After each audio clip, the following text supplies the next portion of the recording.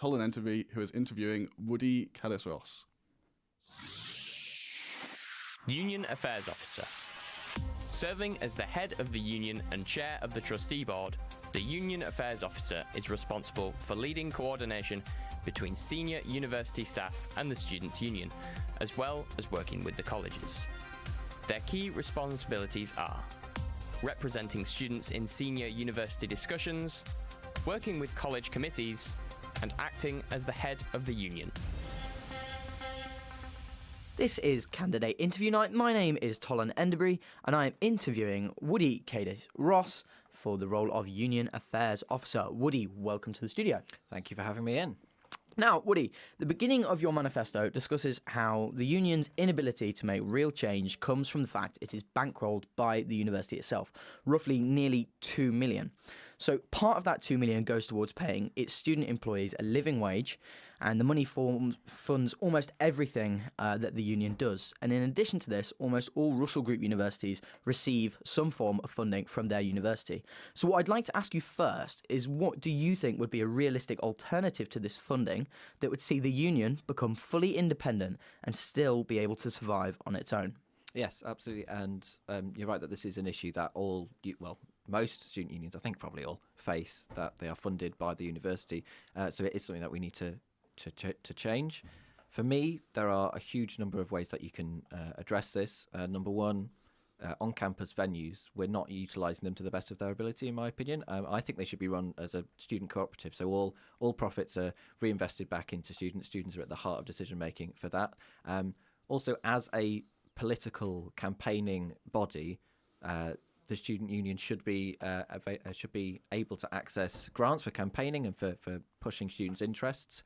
Also, fundraising. I mean, the student union managed to raise over $5,000 for a metal duck, so I think it should be able to fundraise money to fight for students. So you've been very clear that the union doesn't represent students' best interests, and that's what you're talking about there.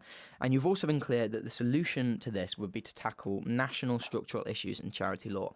Now, I'm curious to know whether you feel that putting union resources towards bigger, long-time national issues takes away from the immediate problems that the union could create noticeable change for. Well, I'm not necessarily calling for the union to be leading this campaign. I'm running to raise awareness of this as an issue and to have this as a... So if you're not campaigning for the union to be aware of this, and you want students to be aware, what is your actual intention with this message? My intention is to make students aware that the student union is not representing us, and to foster an environment where a true campaign can be built to make our student unions representative. So what would you like? You would like to foster a true campaign? I would like to build a campaign of students across the country fighting for student unions that truly represent them. As I've said, this is not an issue that's only facing us here at York, it's across the country. And you think the best way to do this is running in this election to send a message instead of running for a position on the student union? I don't know whether it's the best way. It's a way to bring some attention to the issue. It's a way to make the issue known and get a bit of attention on it. Do you feel you have brought sufficient attention to the issues that you've made in your manifesto? I think so. I mean, I think, on social media, we've been getting a good, tracked on social media. Earlier today, I was attending a dialectic union debate where we had a really good discussion about the structural issues at the heart of the student union and how that is a national issue and a structural issue. So I think we are helping to raise this as an issue, put it into people's minds. Brilliant. So you also argue that the union's involvement with Domino's Pizza means that they are complicit in Israeli apartheid and genocide. Yeah. But the boycott, divestment and sanctions movement only lists that specific boycott as a grassroots organic boycott. Now, with so many local issues that affect students in York at the moment, do you believe that focusing on this financial link is the biggest issues for students studying? Well, the grassroots organic boycott means that it's a boycott that's originated not from the BDS campaign, but the BDS campaign still support it. They acknowledge it. They acknowledge it, and they still support it because of Domino's links to Israeli occupation and apartheid. The boycott, divestment and sanctions movement only acknowledged the Israeli franchise of Domino's. Yes, but But it's a franchise organisation. It is a franchised organisation, but so are McDonald's and so many others that they are complicit in war crimes and occupation. The Israeli arm of it is not, just because it's franchised, it doesn't mean that it's entirely separate. The student union's deal, where they get a small amount of money for selecting Domino's Pizza as the main pizza brand on campus, is complicit in Israeli apartheid and genocide? Taking any money from a company that is complicit in genocide, I don't think can ever be argued to be morally justifiable. Okay. Putting this in this argument, do you feel that that's getting across to students, that point? Because the point that you make in your manifesto originally is the fact that the student union is broken. Is Yes. this one of the main reasons that the student union is broken? This is an example of how corporate interests are being put ahead of students' best interests. Okay, so you talk about how corporate interests are being in front of students' best Yes. interests, and you talk about your time as environment and ethics officer, saying you witnessed firsthand how the university prioritised money over morals. Now, I assume what you're talking about there is the reference to the 100% plant-based campaign that you led last year, which resulted in your resignation. Not just that, there are a whole number of issues that me and my co-officer Claire, we brought up, and also other officers in officer group brought up. We campaigned for a lot of things, and all of them, pretty much all of them, were shut down by senior people in the union. So, correct me if I'm wrong, you suggested for an immediate 100% switch to plant-based products across campus. That was a campaign I was involved in And last year, but the that's not in my official manifesto statement, this year. No, but the official statement from the student union responded that they only blocked the initial draft due to feasibility issues, such as the fact that if passed, it would bankrupt an already struggling commercial service that it's in deficit, and it also risked discriminating vulnerable students, for example, those students that suffer from eating disorders or different religious exemptions.